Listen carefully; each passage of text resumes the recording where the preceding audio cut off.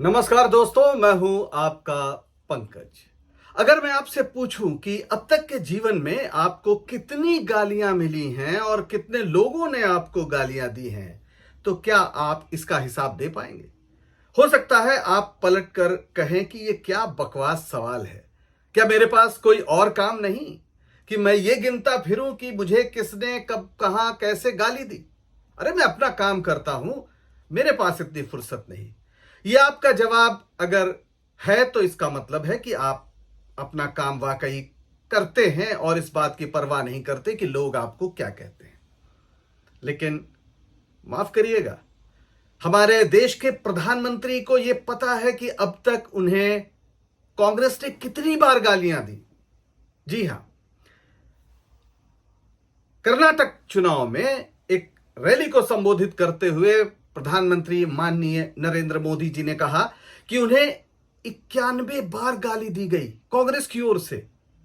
अब भला उन्होंने ये गिना कैसे होगा? मतलब 90, 89, 75 या 92, 100 नहीं, 91, एग्जैक्ट 91। ये तो तभी हो सकता है जब एक कोई विभाग हो, गाली मंत्रालय, जो प्रधानमंत्री जी का ख्याल रखता हो कि उन्हें कब कब कहां कहां कितनी गालियां दी गई। वरना इतनी एग्जैक्ट गिनती आखिर उन्हें पता कैसे चल सकती है? इस पूरे मसले पर कहा क्या कांग्रेस महासचिव प्रियंका गांधी ने, एक बार जरा वो सुन लीजिए। मैंने पहला ऐसा प्रधानमंत्री देखा है बहनों और भाइयों, पहला देखा है ना, जो आपके सामने आकर रोता है कि मुझे गाली लग रही है, मुझे गाली दे रहे हैं। आपके दुख सुनने के बजाय अपना दुखड़ा आपको सुनाते हैं। और किसी ने उनके ऑफिस में बैठकर एक लिस्ट बनाई है। अरे आपके दुखों की लिस्ट नहीं है वो आपकी समस्याओं की लिस्ट नहीं है। वो ये लिस्ट नहीं है कि किसानों की क्या समस्या है, हमें क्या करना। वो ये लिस्ट है कि मोदी जी को कितनी बार किसने गाली दी है। कम से कम एक पन्ने पे फिट तो आ रही है। अगर मेरे परिवार को जो गालियां दी हैं इन लोगों ने, हम लिस्ट बनाना शुरू करें तो हम किताब पे किताब छपवा लेंगे। हिम्मत करो मोदी जी, मेरे भाई से सीखो। मेरा भाई कहता है गाली क्या, मैं गोली खाऊंगा इस देश के लिए। मेरा भाई कहता है सच्चाई के लिए मैं खड़ा रहूंगा। तुम गाली दो, गोली दो, छुरा मारो, कुछ भी कर लो। यानी प्रियंका गांधी बता रही हैं कि चुनाव में या राजनीति में, सार्वजनिक जीवन में गालियां पड़ती हैं, और अपने भाई की तारीफ कर रही हैं कि राहुल गांधी तो देश के लिए गोली खाने को भी तैयार हैं। और इसका एक संदर्भ है, पिता शहीद हुए, दादी शहीद हुई, यानी इंदिरा गांधी और राजीव गांधी। और राहुल गांधी ने पिछले दिनों भारत जोड़ो यात्रा के दौरान कश्मीर में जब उनसे कहा गया कि सुरक्षा को लेकर खतरा है, आगे मत जाइए, लाल चौक तक मत जाइए, तो राहुल गांधी ने साफ कहा था कि वो तो जाएंगे चाहे उनकी टी शर्ट खून से लाल हो जाए। यानी एक तरफ राहुल गांधी हैं जो गोली खाने की परवाह नहीं कर रहे हैं, और दूसरी तरफ प्रधानमंत्री मोदी हैं जो अपने ऊपर पड़ी गालियों का हिसाब जनता के सामने रख रहे हैं। प्रियंका गांधी ने यह सवाल उठाया है। वैसे मोदी जी जब दूसरे की ओर एक उंगली उठाते हैं तो 4 उंगलियां उनकी ओर भी उठ जाती हैं। जरा याद कीजिए कि खुद मोदी जी कैसी भाषा का इस्तेमाल करते हैं, खास तौर पर महिलाओं के लिए। इस देश में कभी किसी ने 50 करोड़ की गर्लफ्रेंड देखी है? 50 करोड़ की गर्लफ्रेंड ये गरीब देश में। ये रुपये कौन कौन विधवा थी जो लेती थी? ये कांग्रेस की कौन सी विधवा थी जिसके खाते में रुपया जाता था? सभापति जी, मेरी आपको प्रार्थना है, रेणुका जी को कुछ मत कीजिए। रामायण सीरियल के बाद ऐसी हंसी सुनने का आज सौभाग्य मिला है। छोटा सा यूनिट भी हो और आम में से अचार बना दे तो ज्यादा पैसा मिलता है, और अचार को भी अच्छा बढ़िया बोतल में पैकिंग करे और ज्यादा पैसा मिलता है, और कोई नटी बोतल लेके खड़ी हो जाए तो और ज्यादा पैसा मिलता है, एडवर्टाइजिंग होता है।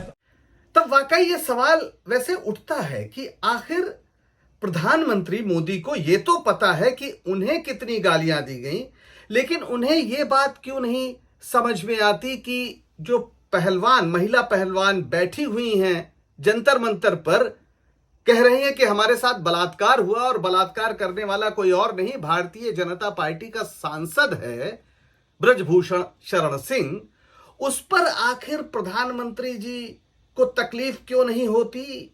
क्या ये किसी गाली से कम है?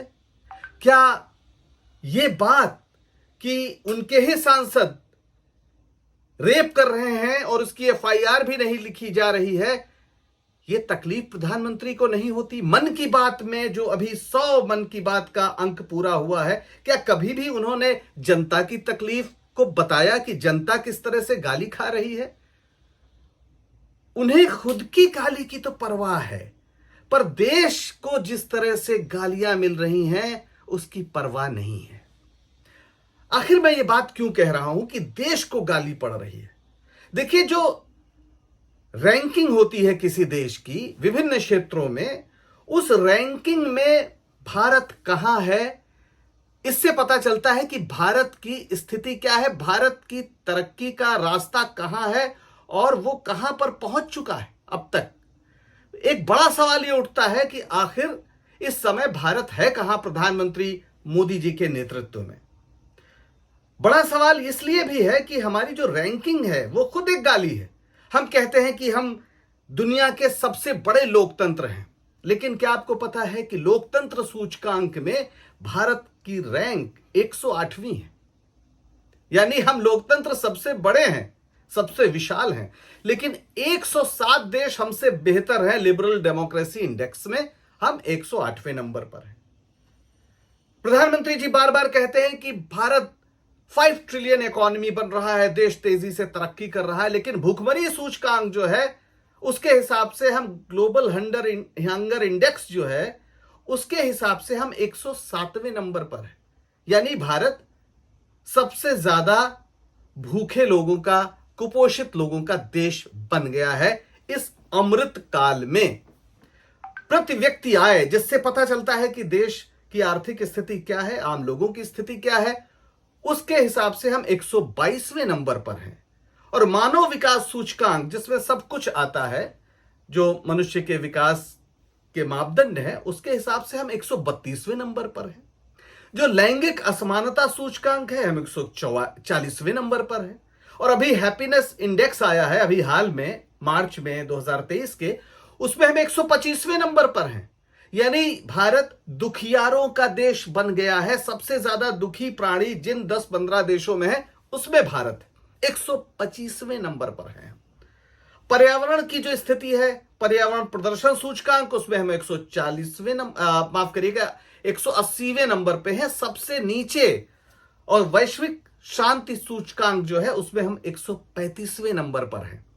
यह भी बड़ा खतरनाक है और यह कहा जा रहा है कि दक्षिण एशिया के जो 3-4 सबसे अशांत देश हैं उसमें भारत है।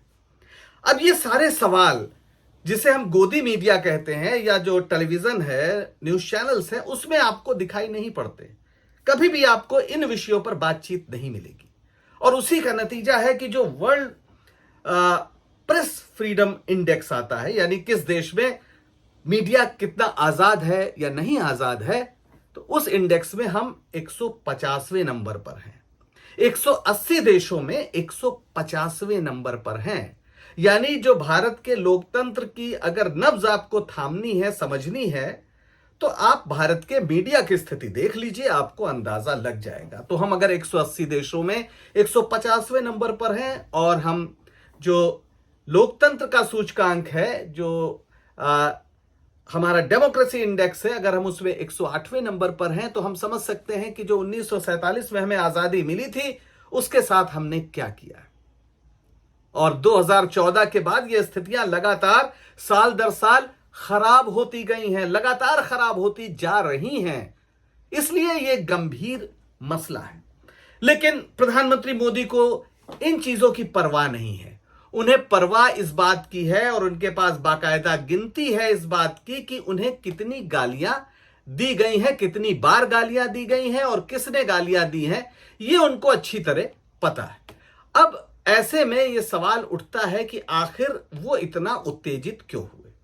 वो उत्तेजित इसलिए हुए कि कांग्रेस के अध्यक्ष मल्लिकार्जुन खड़गे जी ने कहा कि भारतीय जनता पार्टी की, हालांकि उन्होंने नरेंद्र मोदी का नाम लिया था, लेकिन बाद में उसे उन्होंने स्पष्ट किया कि मैं भारतीय जनता पार्टी के बारे में कह रहा हूं।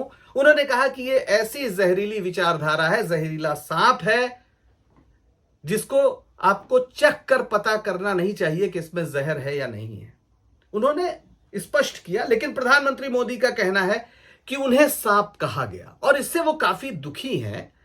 तो सवाल ये उठता है कि उनकी विचारधारा को पहली बार सांप नहीं कहा गया।